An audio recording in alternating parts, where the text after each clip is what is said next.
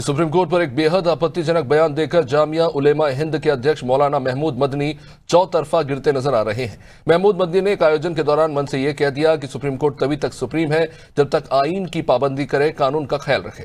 दरअसल मदनी ने बाबरी मस्जिद और 3 तलाक जैसे मामलों का जिक्र करते हुए सुप्रीम कोर्ट की निष्पक्षता पर ही सवाल उठा दिए। अब इसे लेकर बीजेपी के नेता और मंत्री विश्वास सारंग ने जमकर आलोचना की।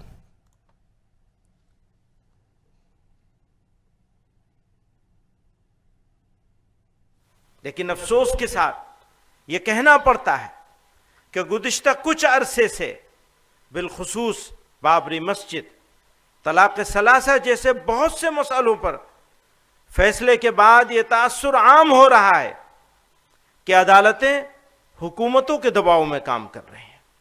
अक़लियतों के आईनी हुकूक और दस्तूर के बाद बुनियादी उसूलों की तशरीह की ऐसी मिसालें सामने आई हैं जिन्होंने अदालतों के किरदार पर सवालिया निशान लगा दिया है। मौजूदा वक्त में इबादत गाह एक्ट को नजरअंदाज करते हुए ज्ञानवापी और मथुरा के मुकदमात को काबिल समाअत करार देने का फैसला भी उसकी एक वाज़ेह मिसाल है। याद रखिए, सुप्रीम कोर्ट उस वक्त तक ही सुप्रीम कहलाने का मुस्तहिक है जब तक आईन की पाबंदी करे, कानून के हुकूक का ख्याल रखे। अगर ऐसा न करे तो वो इखलाकी तौर पर भी सुप्रीम कहलाने का हकदार नहीं है। मौलाना मदनी, हिंदुस्तान में रहना है तो वंदे मातरम तो बोलना ही होगा। ये फिरका परस्ती की बातें, ये देश को तोड़ने की बातें, इससे बहुत दिन राजनीति कर ली।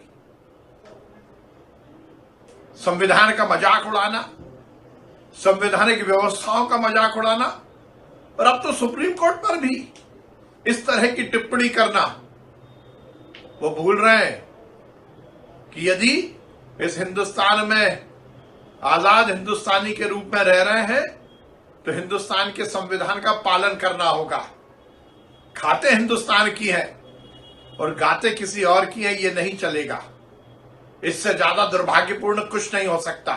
और ये स्पष्ट है कि वंदे मातरम का सम्मान हिंदुस्तान के संवैधानिक व्यवस्थाओं के खिलाफ जाकर बात करना अब ये सहन नहीं किया जाएगा। इससे ज्यादा दुर्भाग्यपूर्ण और कुछ नहीं हो सकता।